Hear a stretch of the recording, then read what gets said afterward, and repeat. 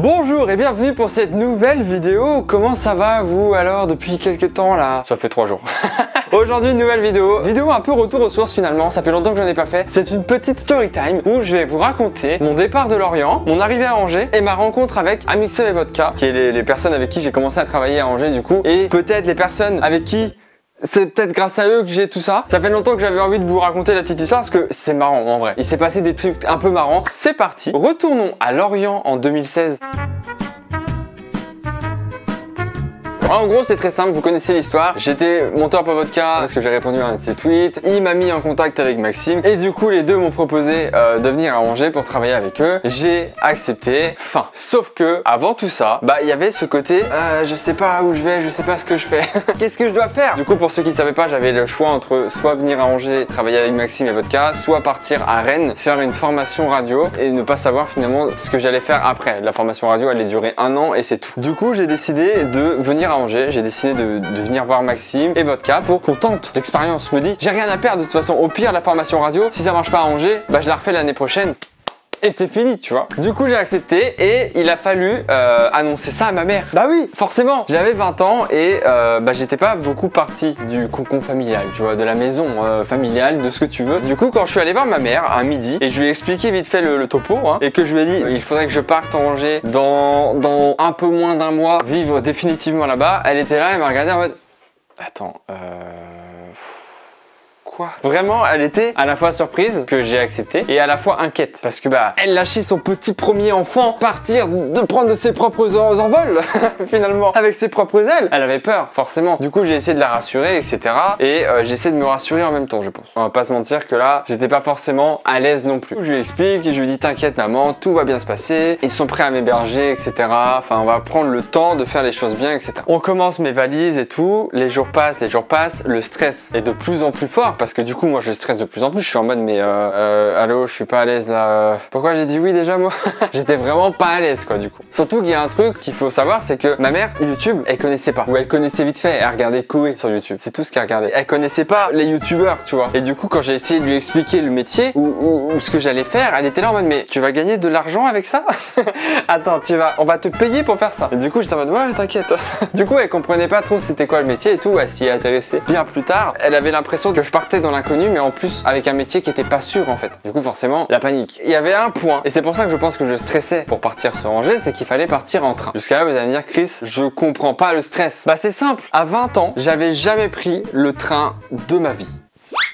Non, j'avais jamais pris le train, j'avais pris une seule fois l'avion à 6 ans, donc c'était quand même, il y a quand même pas mal de temps, et vu que on était une famille pauvre, on partait pas en vacances, et du coup j'avais jamais pris ça. Du coup moi j'étais en stress, j'étais en mode je vais à la gare, je vais acheter mon billet et tout. Quand j'avais dit à Vodka et Maxime que j'allais acheter mon billet à la gare, ils m'ont dit mais achète-le en ligne, abruti.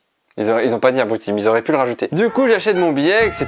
Ça y est, l'heure est arrivée. Je vais bientôt prendre le train. Nous arrivons au 25 novembre. Comment vous dire que c'était le jour J? J'avais mon billet de train, j'avais ma valise, tout était prêt. Les gars savaient que j'allais arriver vers midi 11h sur Angers. Tout était prêt, tout était pareil. Avec ma mère, on va à la gare. Je vois déjà que j'ai une correspondance. Je sais pas c'est quoi une correspondance. Et en fait, on m'explique juste que j'allais aller de Lorient à Nantes et de Nantes à Angers. Et du coup, à Nantes, il fallait que je change de train, il fallait que je prenne le train pour Angers. Moi, j'ai paniqué, j'étais en mode d'accord, on va essayer, mais je promets rien quoi. Bam, on arrive à la gare, mon train, ça y est, je le vois. Et là, je vois que j'ai accepté la proposition, mais je commence un peu à regretter au fond de moi. Je suis en mode, mais est-ce que j'ai fait le bon choix? Est-ce que c'était vraiment la bonne solution? Est-ce que j'ai bien fait d'accepter, tu vois? Du coup, je perds pas mes couilles quoi. À un moment, j'ai dit à tout le monde que c'était ok, j'y vais. Ma mère est sur le quai et je me rappellerai toute ma vie, je pense, de ce qu'elle m'a dit. Elle me dit vraiment, on est d'accord, si ça marche pas ou que c'est trop dur, tu reviens à la maison. Autant vous dire que je suis pas forcément rentré tout de suite. Et du coup, moi j'étais en mode ouais, t'inquiète maman, y a pas de souci, tu peux compter sur moi. Je savais que ça allait marcher, je suis pas con, on est d'accord. Du coup, moi, je monte dans le train, j'étais à la fois rassuré et à la fois pas du tout. Genre j'étais en mode, c'est la première fois que je prenais le train quoi. C'est la première fois que je prenais le train. Le voyage se passe bien, je lis un peu, nanana, j'arrive à Nantes. Et là, le stress, mais un truc de malade, le stress. Il y a mon train et je sais qu'il faut que je change de train. Il faut que j'aille prendre un train. Sauf que je connaissais pas la gare de Nantes et je je comprenais pas. En fait, je crois qu'en plus, sur le moment, j'avais pas compris le système de quai. Alors forcément, tous ceux qui prennent les trains maintenant, vous allez me prendre pour un con, mais j'avais pas compris, il y avait un quai A, un quai B, un quai C, parce qu'à Lorient, il y avait que un quai, il y avait que un quai à l'époque. Donc moi, j'étais en mode, bah, ça doit être pareil partout. Du coup, je sors de mon train, je descends, nanana, et je pars. Le train était un peu en retard, donc je vois qu'il est bientôt l'heure du deuxième train et tout. Je cours. Je vais sur un autre quai, et là, je vois un train. Je me dis, bah, c'est forcément lui, c'est obligé. Après, d'un autre côté, j'étais en mode, mais imagine, je me trompe et je me retrouve je sais pas où, quoi. Donc, je vois le train, et là, j'entends, le train nanana blablabla et va partir de la gare et tout. Enfin bref, ils annoncent que le train va partir. Et là, je vois le train, je me dis ok, si c'est ce train qui va sur Angers, si c'est ce train qui est en train de partir, je peux pas ne pas y aller. Je peux pas. Du coup, moi je suis en mode bon bah on y va, c'est parti. Je fonce vers le train, mais vraiment je cours avec ma grosse valise. Je suis en mode ça va aller. Et là, je vois la porte se fermer. Je suis en mode oh non. Tout sauf ça. Je vous rappelle, pas un centime sur moi. J'ai quasiment plus de batterie dans mon téléphone. Là, si je loupe mon train, je suis bloqué à Nantes. Je peux pas contacter quelqu'un et je n'ai pas d'argent pour acheter un billet. C'est impossible. J'avais mis tout mon argent dans les premiers billets que j'avais pris, donc je pouvais pas en racheter. Donc je cours, je fonce avec ma valise et là... C'était en slow-mo. Dans ma tête, c'était en slow-mo. Là, c'est les portes qui allaient se fermer. Je suis passé à l'extrémité de la porte. Genre vraiment, ma valise a bloqué un peu à la porte. J'ai dû pousser un peu fort pour pouvoir entrer. Déjà, dans ma tête, c'était un film. Ça n'arrive pas normalement. Tu loupes pas la porte aussi. À ça. C'était à ça d'être fermé. Je suis dans le train. Je suis debout face à la porte. Et là, la première chose que je me dis, c'est j'espère que c'est ça. Vraiment, la première chose que je me dis, c'est oh, mais j'espère tellement que c'est le bon train. Parce que sinon, c'est la merde. Je me suis dit, ok, j'ai presque plus de batterie. Je connais pas le numéro de Maxime. Il faut que je le note. On sait jamais. Si mon portable s'éteint, je suis dans la merde. Du coup, je prends un post-it que j'avais dans ma poche, un vieux post-it, et je vois quelqu'un à côté de moi. Je lui demande un stylo s'il en a un. Il en a un. Bam! J'écris le numéro de Maxime sur mon post-it au cas où que mon téléphone s'éteint. Le train avance et tout. Tout se passe bien. Je lis. Je suis comme ça. Je lis Harry Potter 2 et je passe ma meilleure vie. Et là, genre vraiment, on arrive à une gare. Et j'entends le train dire qu'on arrive bientôt à la gare Angers-Saint-Lô. Angers-Saint-Lô. Angers-Saint-Lô? Mais attends, Angers-Saint-Lô. Mais c'est Angers ou c'est pas Angers du coup? Je comprenais pas ce qui se passait, j'en savais rien. Mais attends, est-ce que Angers-Saint-Lô c'est Angers? Est-ce que est-ce que Angers-Saint-Lô c'est une petite ville à côté d'Angers? Qu'est-ce que je fais? Est-ce que je descends là ou pas? Si je descends là et que c'est pas la bonne destination, je suis baisé. Mon instinct de survie, que je connaissais pas encore trop, me dit Chris, descends là, tu verras bien. Donc là je descends du train et tout. Qu'est-ce que je fais en premier? Je m'abonne, j'active la cloche avec toutes les notifications et je laisse le pouce bleu. C'est la pire. Fais le son du train. Non, j'ai pas dit ça. Quoi? Pardon, il m'arrive encore de m'emmêler les circuits. Ouais bah, reste bien à ta place Google, tu veux quoi là? Vous voulez dire, tu veux quoi là? Je vais t'enculer Google, tu comprends ça? Excusez-moi, je n'ai pas compris. Bon, tout ça pour dire que je voulais juste que vous vous abonniez, que vous mettez la cloche et que vous lâchez un like. Et elle m'embrouille, elle veut quoi elle? Ça me rend ouf. Bon, c'est pas vraiment ce que j'ai fait en descendant du train. Je descends, je sors de la gare et tout. Et je vois, c'est le premier truc que je vois et je me rappelle vraiment, la première chose que je me suis dit en voyant la fontaine devant la gare et tout, il y a une fontaine devant la gare, je me suis dit, bah c'est joli. J'ai pas eu d'autres réactions. C'était vraiment, c'est joli. Et j'étais vraiment en mode, bon, je pense que j'y suis.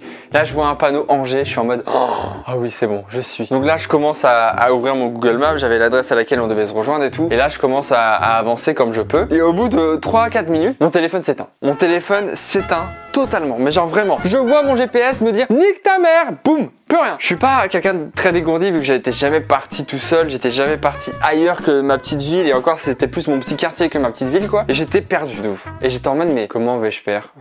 Je fais comment? Du coup, j'ai essayé de suivre les panneaux et j'ai demandé à des gens en fait. J'ai dit oui, excusez-moi, est-ce que le centre-ville c'est pas loin d'ici et tout? Ils me disaient ouais, c'est par là et tout. Et j'ai essayé de suivre les panneaux et tout. Et de fil en aiguille, j'ai réussi à arriver à la place Ralliement. La place Ralliement, c'est la place principale d'Angers par exemple. Sauf que moi je savais pas que j'étais en plein sur la grande place, je savais pas que j'étais en plein centre-ville, je n'en savais rien du tout. Juste, j'avais plus de batterie et je commençais à être perdu. Et je commençais à paniquer. Je suis en mode bon, là ça fait 35 minutes, ça commence à être long.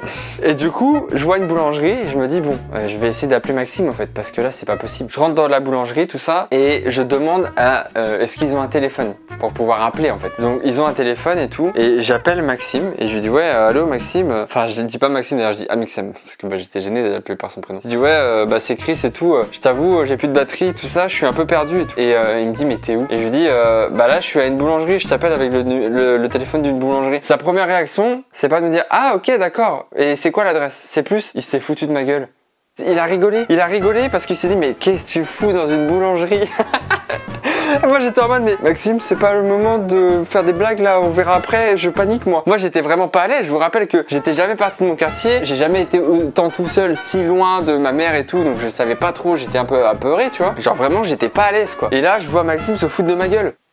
Ah Maxou, pas maintenant. Du coup je lui donne le nom de la boulangerie et tout. Et il me dit ah mais c'est juste en bas et tout. Et vraiment le destin a fait que je l'appelle dans une boulangerie qui est juste en bas de l'adresse où il m'avait donné rendez-vous. Du coup il descend et tout, il arrive, il se fout de ma gueule et tout se passe bien. Donc là on commence à se rencontrer, il y avait Vodka avec lui. Donc on commence à se dire bonjour, nanana, présentation et tout. Et vraiment Maxime je sais pas si tu vas voir cette vidéo et si tu la vois je suis vraiment navré, désolé. La première réaction que j'ai eue en voyant Maxime, c'est une réaction d'abonné mais je me suis dit ah il est petit en fait. C'est horrible parce que je sais qu'il déteste que quelqu'un lui dise ça en mode ah ça va j'ai compris quoi. Mais vraiment c'est la première chose que je me suis dit. Et au contraire Vodka je me suis dit ah ouais mais il est vraiment grand en fait. Et vraiment c'est vraiment les deux réactions que j'ai eues en premier dans mon esprit quand je les ai vues, c'était ça. On y va, on va manger et tout. Tout se passe bien de fou. Tout se passe bien de fou. Et on commence à apprendre à se connaître. Il nous montre nos bureaux, où est-ce qu'on va travailler. Parce que du coup j'étais avec Yann à l'époque, on était les deux monteurs pour Max et Val. Tout se fait naturellement quoi. Et sachez que du coup quand je suis arrivé à Angers, j'avais, je vous le rappelle, pas un centime. Mais genre vraiment c'était pas un centime, pas un seul. Peut-être si j'avais peut-être 50 balles, 100 balles, un truc comme ça que ma mère m'avait donné, mais c'est tout quoi. Et du coup bah j'avais pas d'appartement. J'avais pas d'appartement. Du coup j'ai habité, enfin j'ai squatté du coup. 2 semaines chez Vodka, enfin 1 semaine et demie, et au bout d'1 semaine et demie j'en ai eu marre et j'ai dormi dans les bureaux. Vous voyez les chaises gaming, attendez, les chaises comme ça là, les chaises gaming, ok, bah c'était mon lit à une époque. Genre j'ai passé 1 semaine à dormir sur ça, vraiment.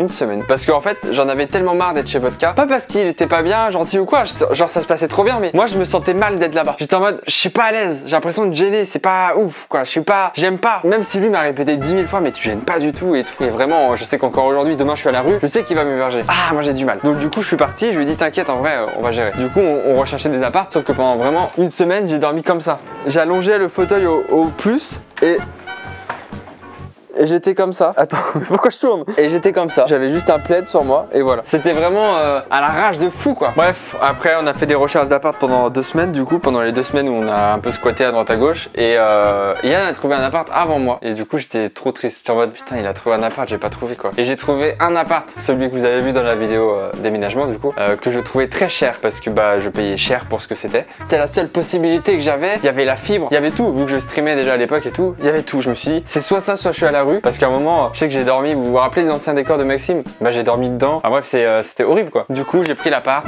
et puis voilà. Et puis après l'histoire, vous la connaissez, hein, j'ai commencé à m'installer petit à petit, etc., etc.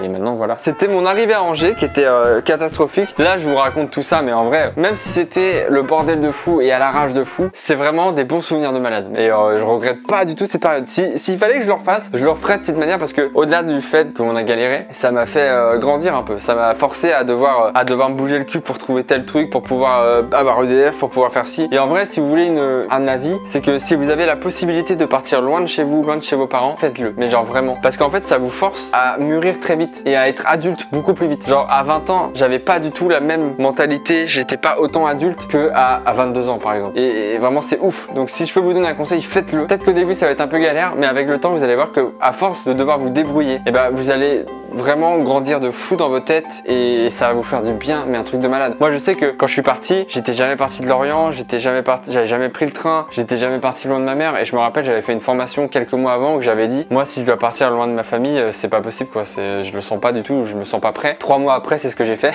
au final. C'est la meilleure décision de ma vie, genre ça m'a fait du bien, ça m'a fait apprendre à devoir me gérer tout seul, à devoir gérer mes problèmes tout seul. C'est le best move ever et surtout vous avez votre indépendance et ça c'est vraiment bien, ce côté je sors quand je veux, je rentre quand je veux, je mange quand je veux, je fais ce que je veux. Ça c'était un truc que j'ai surkiffé au début, que je surkiffe toujours aujourd'hui, attention. C'était le début donc il y avait le petite excitation tu vois de dire ouais je suis rentré à 23 h, il y a quoi maintenant?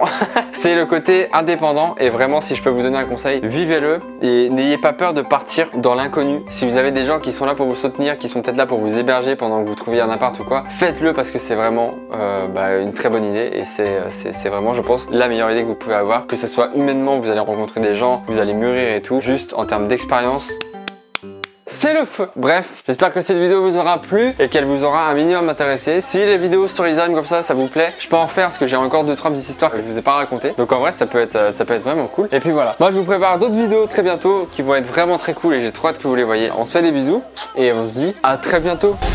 Eh, si la vidéo t'a plu, n'oublie pas que tu peux t'abonner, activer cette putain de cloche. Évidemment, il y a le petit like aussi qui fait toujours plaisir. Tu connais les bails, hein. Bisous.